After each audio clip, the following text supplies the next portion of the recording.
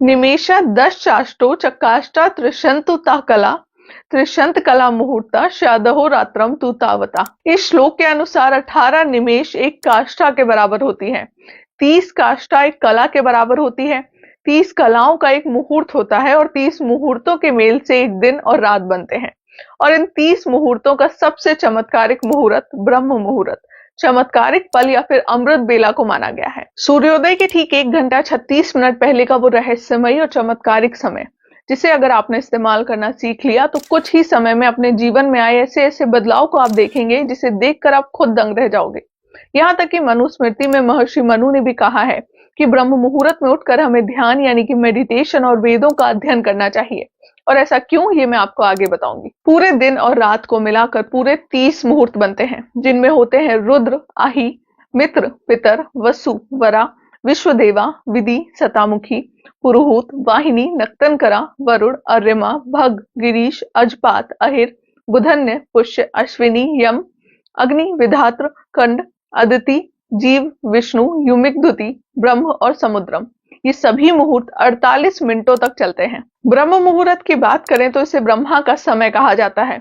इस समय पूरे ब्रह्मांड में कुछ चमत्कारिक शक्तियां फैली हुई होती हैं। इस समय को आप अपने तरीके से यूज करके पूरे ब्रह्मांड से कुछ भी पा सकते हो। मैं अपनी बात करूं तो मैं वीडियो एडिटिंग इसी वक्त करती हूँ।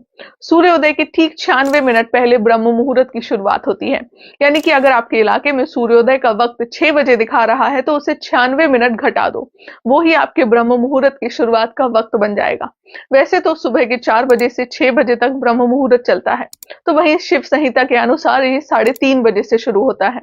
अब जानते हैं कि क्यों ये मुहूर्त इतना चमत्कारिक है। तो पहली चीज तो ये है कि हमारी बॉडी में कुल 72,000 नाड़ियां होती हैं। इन सभी नाड़ियों में सबसे महत्वपूर्ण होती हैं 3 नाड़ियां, जिनका नाम है इड़ा, पिंगला और सुषुम्ना नाड़ी।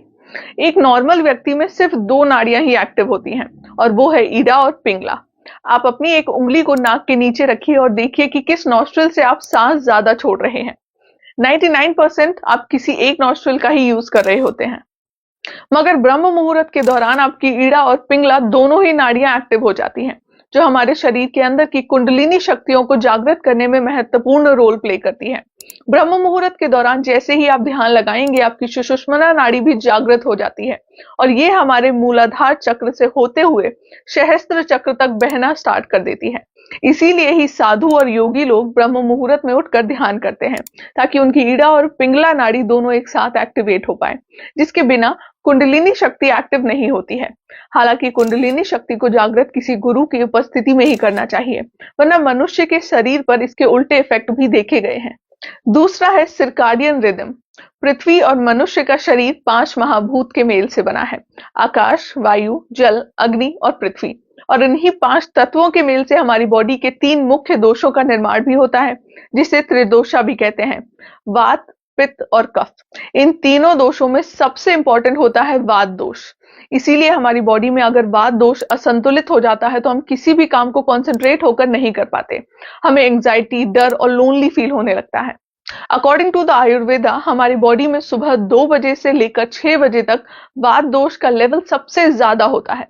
इसीलिए इस समय हमारी क्रिएटिविटी, कंसंट्रेशन और फोकस करने की एबिलिटी सबसे ज्यादा होती है। इसीलिए हमें इस समय पर ज्यादा से ज्यादा क्रिएटिव वर्क करने चाहिए। इससे हमारा वात दोष का बैलेंस बना रहता है। इसके अलावा साइंस ने भी ब्रह्म मुहूर्त के महत्व को समझकर उसे लॉ ऑफ अट्रैक्शन का नाम दिया है। लॉ ऑफ अट्रैक्शन के अनुसार जैसा हमारा दिमाग हमारे शरीर के साथ जुड़ा हुआ है, उसी प्रकार हमारा शरीर हमारे ब्रह्मांड के साथ जुड़ा है। इसीलिए अगर आप प्रकृति के नियम के अकॉर्डिंग चलोगे तो ब्रह्मांड आपको वो हर एक चीज देगी जो आप चाहोगे। अगर आप ब्रह्म मुहूर्त के समय अपने कोई भी थॉट या फिर कोई भी विचार को ब्रह्मांड को दोगे, तो ब्रह्मांड उस थॉट को रियल लाइफ में मैनिफेस्ट बहुत तेजी से करेगा। क्योंकि ब्रह्म मुहूर्त के समय ज्यादातर लोग सोए हुए होते हैं, इस वक्त ब्रह्मांड में विचारों की ध्वनि बहुत ही कम होती है। मॉडर्न वर्ल्ड की लाइफस्टाइल ने आपके ही नहीं, मेरे भी कई शेड्यूल्स को अप एंड डाउन कर दिया है।